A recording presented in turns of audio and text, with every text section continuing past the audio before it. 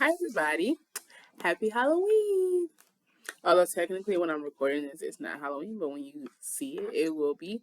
So, happy Halloween. I guess today I'm a librarian for Halloween.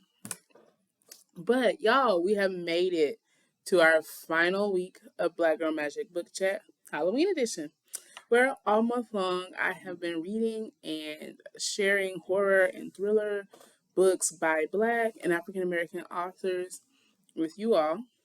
First, before we get into anything, I want to thank you to anybody who has watched any of my videos this month.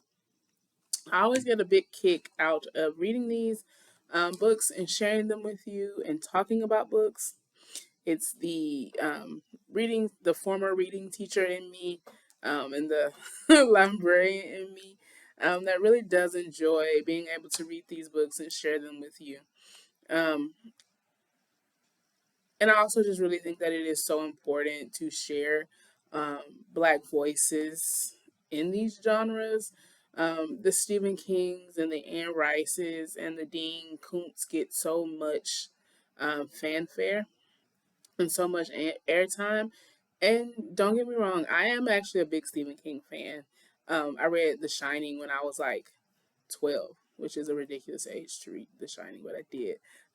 So I'm a fan of Stephen King, but I think something that Jordan Peele has done um, has like Jordan Peele's contemporary take on horror has really, I think, brought to the forefront the fact that Black authors in this genre um, are present. He, I think, has really pushed the narrative that has helped us showcase some of these incredible Black voices and how essential Black voices are to these genres, to the horror genre, to the thriller, to the mystery, to the all of those, right? The suspense. And so it has truly been my pleasure to share and to continue to share as long as y'all watch these videos every October to share these stories with you all. So, enough all that. Let's get into this week's book. Okay, y'all, I have been not literally dying to read a book by this author. I've heard nothing but great things about Tananarive. I really hope I'm pronouncing that right. I looked it up, but sometimes these things confuse me. Um, Tananarive. I've heard nothing but great things, and like this book proved why. So the book that I read, it was a debut novel, which is actually funny because unknowingly, not even on purpose, I have read two other debut novels in this series of book chats. And so this is another debut, although this one debuted in 1995 when I was just a little girl. But this one debuted in 95. And so Dude's first novel, and y'all, she came out of the park swinging. Is that the phrase? She came out swinging. Whatever the phrase is, she did it. Okay. So I read The Between by her. This is one of there's a few different covers. There's one of them. I had to read it on the Hoopla app. Hoopla. If you don't have Hoopla, you should. It is downloadable and free with your Tulsa City County Library card.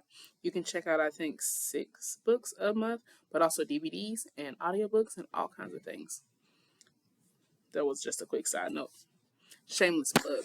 But I read it on that app, and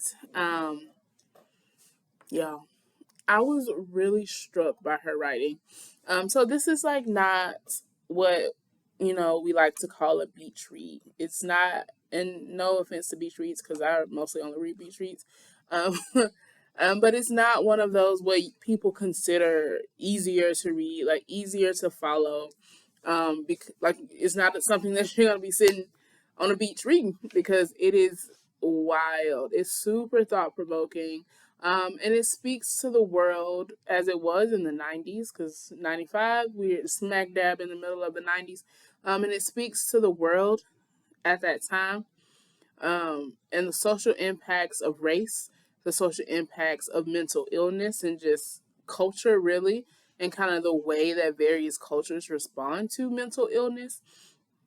And unfortunately, a lot of things that we saw in this book, that I saw in this book, is still far too prevalent today, which, again, I've said all four times that I've read previously that that's one of the things I love about the genre of black horror, because you get so much of the social commentary. And not to say that's not true about other folks who write horror and suspense, etc. But like, I think for the purpose of this, you get so much of the social impacts of us, and there's just so much fun things that you can do with horror. And so in this book, we get to talk a little bit about the social impacts of racism, the social impacts of mental illness on race and culture. Plus, because it's a horror book, there's some talk of the metaphysical, and I wonder if it's possible to cheat death. So the Between follows a man named Hilton James. He's in his 30s, late 30s, I think. And he runs a rehabilitation clinic in Florida for drug and alcohol addicts. He's married to an African a Ghanaian woman named Day Day, and they have two kids, a girl and a boy.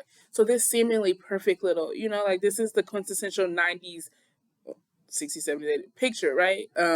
Where it's like man, woman, child, boy, girl, boy, child, girl, child, right? Like, this is kind of what, when you think about the nuclear family, that heteronormative nuclear family, that is them. And so he runs this rehabilitation clinic. She is a circuit judge, and she gets appointed as a circuit judge, the only black one in Dade County, Florida. And so there's this upper middle class family. They're doing well. They look good as a unit. They kind of are what I think many people in this time, or even still, honestly, and before, kind of aspired to be. So she gets appointed to be a judge first. Now, I don't want to say first, but the only black one present in this space. And then she starts getting death threats, because of course she does. Um, so she starts getting these anonymous death threats. They are harsh, right, and very scary. At the same time that that's happening, um, Hilton is going through some stuff. He starts to have these dark and seemingly prophetic dreams. Again, because we learned that he's had them before, these crazy, wild dreams, plus insomnia, which, like, he couldn't sleep, and then when he did sleep, these dreams would come. So we learned that he had these dreams for a while, and therapy helped. Okay, and so, but once this starts, these death threats starts, these dreams come back, and then we learn even again that 30 years before, his grandmama died, and then she came back to life, and then months later, she died again for good, trying to save him from drowning. She sacrificed herself. When they go to the beach, he swims out too far. The current catches him. She goes out. She saves him. She passes. He's living again. And he wonders if he was meant to survive this incident, because now he is spiraling. He's starting to get confused about what's real and what isn't. He's experiencing things only to find out that they didn't happen. And then he's having these actual deja vu moments where he can swear that he said these words before. He's had these interactions with colleagues. He's done physical things with people, and come to find out these things never happened. Or like I said, the deja vu moments where he's had this interaction with a person, and half an hour later he's having it again, and he's like, "Didn't you just come in here to say that to me?" Um, he's getting meaner to his friends, because what happens when um you can't sleep and you're having crazy dreams and you don't know what's real.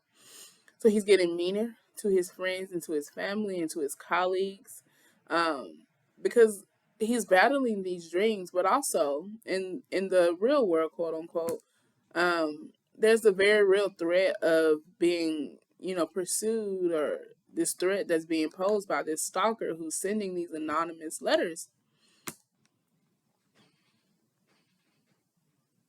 And so Tananarive takes us through his mind, right? So we get to see where he's confused. We get to see some of these dreams. We get to see how they cause him to interact. We follow his trajectory from kind of normal man who's, with his family to where it's like, even as a reader, you're like, what is happening? It's brilliant, y'all. That's why I say it's not like a beach read, because it's something that you have to like be present for. You have to follow it.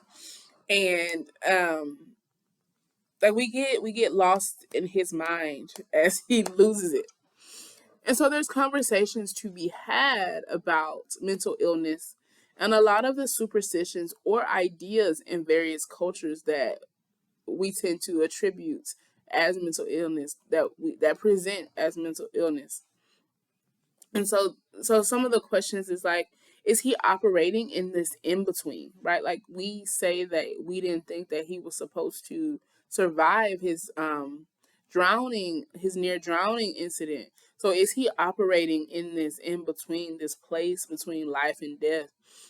Because he and his grandmother the first time, stayed in this physical realm longer than they were supposed to.